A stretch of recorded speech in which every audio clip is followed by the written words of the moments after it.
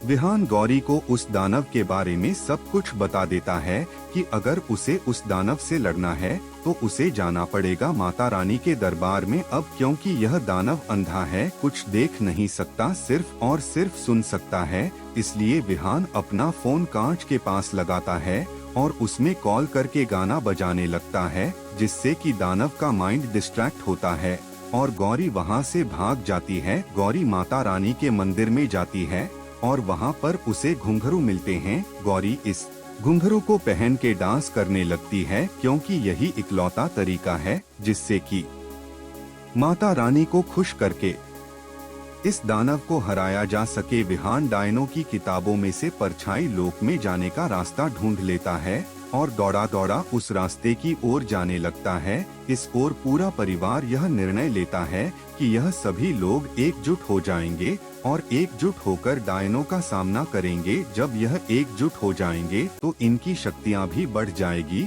और फिर हम देखते हैं विहान और उस दानवों के बीच में खतरनाक लड़ाई, जिसके बाद विहान घायल हो जाता है और फिर कुछ ऐसा होता है जो जानकर आप हैरान हो जाओगे। आखिर ऐसा क्या हुआ है, यह सारी चीज हम जानेंगे आज के एपिसोड में। तो बिना किसी वक्त गवाए चलिए जादू तेरी नजर के लेटेस्ट एपिसोड का रिकैप टेलीविज से पहले शुरू करते हैं। एपिसोड की स्टार्टिंग होती है अर्जुन और विहान से, जहां पे विहान गौरी से कह रहा होता है कि गौरी तुम हमें रिप्लाई करो, अगर तुम्हें हमारी बात सुनाई दे रही है तो इस मिरर को 3 बार नॉक करो। दूसरी ओर गौरी को डरावनी आवाजें आने लग। गौरी जैसे ही पलट के देखती है तो सामने होता है एक विशाल दानव, इसलिए गौरी मिरर से बहुत ज्यादा दूर चली जाती है। विहान बार बार कह रहा होता है कि गौरी हमें जवाब दो, हमें जवाब दो, गौरी तुम हैं? हमें साइन देना होगा। विहान अर्जुन को कहता है कि गौरी ऐसी लड़की है, अगर उसे कोई सुनसान जगह पर भी रख देना तो अकेले बड़बड़ाने लगती है, लेकिन अगर गौरी यहाँ पर कुछ भी नहीं कह रही है, इसका मतलब यह है कि वो कोई बड़ी मुसीबत में है। विहान जैसे ही उस कड़े को उतारता है वो बहुत ज्यादा गुस्से में आ जाता है। विहान कहता है कि गौरी तुम मुझे जवाब दो, नहीं तो मैं इस कांच को तोड़ दूंगा। उसी वक्त अर्जुन विहान को समझाते हुए कहता है कि भैया आपने ही तो अभी थोड़ी देर पहले कहा था कि भाभी को हमारी आवाजें सुनाई दे रही है, लेकिन उनकी आवाज यहाँ तक नहीं पहुँच पाएगी। अभी हमें मॉन्सर विहान की जरूरत नहीं है, अभी हमें प्रोफेसर विहान की जरूरत है। प्लीज थोड़ा समझदारी से काम लीजिए। अगर गौरी भाभी वहाँ पर कैद है तो हमें उन्हें निकालना होगा, और अगर वह बहुत बड़ी मुसीबत में फंस गई है तो हमें उन्हें बचाना भी होगा। इस ओर गौरी अपनी जिंदगी में पहली बार किसी दानव को देखती है। वो उसको देखते ही चिल्लाने लगती है, क्योंकि ऐसा खौफनाक दृश्य उसने अपनी जिंदगी में आज से पहले कभी भी नहीं देखा होता है। गौरी डर के कारण एक टेबल के नीचे आकर छुप जाती है। वह अपने मुंह को बंद कर लेती है ताकि उसके मुंह से कोई भी आवाज नहीं निकले। इस और दानव भी गौरी को ढूंढ रहा होता है। वह सामान को इधर उधर फेंकने लगता है, जिससे कि गौरी और ज्यादा भयभीत हो जाती है। विहान अपनी शक्तियों से सारी ही डायन की किताबों को हवा में उड़ाता है और उसमें से सही किताब को सिलेक्ट करता है, जहां पर वो पढ़ रहा होता है कि आखिर परछाई लॉक में खतरा किन किन चीजों से है। और फिर विहान को लगता है 440 वोल्ट का झटका जब वह पढ़ता है कि परछाई लोक में एक बहुत भयानक दानव है जिसका नाम है परछासुर, और यह दानव इतना खूंखार है कि यह गौरी को कच्चा चबा जाए। लेकिन यहाँ पर विहान को इस दानव की कमजोरी भी पता चलती है कि यह दानव देख नहीं सकता, इसको सिर्फ और सिर्फ सुनाई देता है।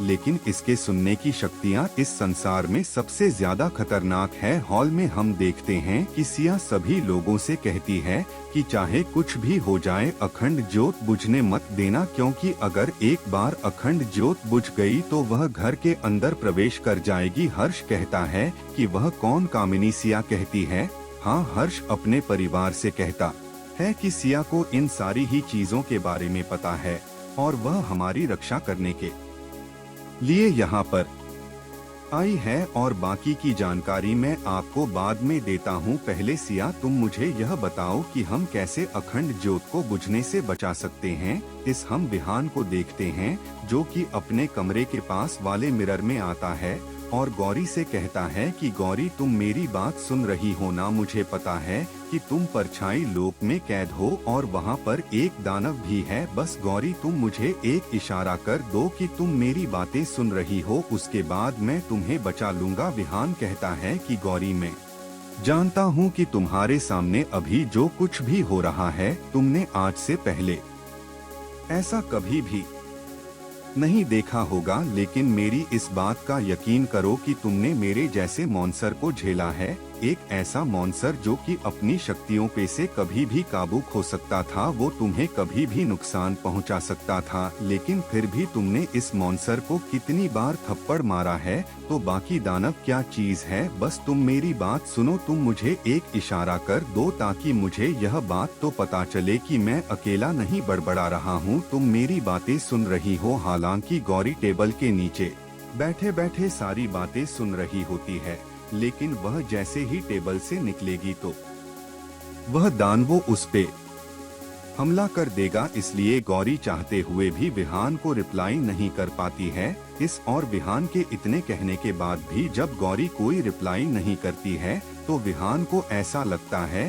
कि शायद उसने गौरी को हमेशा हमेशा के लिए खो दिया है। शायद उस दानव ने गौरी को मार दिया है। इसलिए विहान मिरर के पास में बैठकर ही रोने लगता है और गौरी भी मिरर के पास में ही रोने लगती है। लेकिन विहान ने इस वक्त तक गौरी को यह बता दिया होता है कि इस दानव की एक कमजोरी है कि यह कुछ देख नहीं सकता, इसको सिर्फ और सिर्फ चीजें सुनाई देती है, जिससे होता कुछ यूं है कि गौरी अपना दिमाग दौड़ाती है।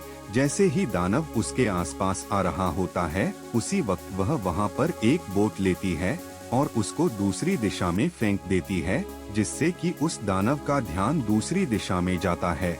और इस ओर गौरी मिरर के पास में जाकर जोर से मिरर बजाती है और वापस से टेबल के नीचे आकर छुप जाती है, ताकि अगर दानव ने यह वाली आवाज भी सुनी हो और वह उधर जाए तो उधर भी गौरी उसे ना मिले और जैसे विहान को साइन मिलता है उसकी जान में जान आ जाती है। विहान खड़ा होता है और गौरी से कहता है कि गौरी मेरी बात सुनो, मेरे पास एक प्लान है। तुम इस दानव को बहुत ही आसानी से हरा सकती हो। तुम्हें सिर्फ करना यह है कि तुम्हें माता रानी के दरबार में जाना है, यानी हॉल में जहां पर माता रानी की मूर्ति रखी हुई है। लेकिन तुम वहां पर जाओगी कैसे वह भी मैं तुम्हें बता रहा हूं। यह है तुम्हारा फोन, मैं तुम्हारे फोन पर रिंग बजाऊंगा जिससे कि उसका ध्यान इस मिरर की तरफ आएगा और तुम इस मौके का फायदा उठा के दूसरी तरफ से वहां से भाग जाना।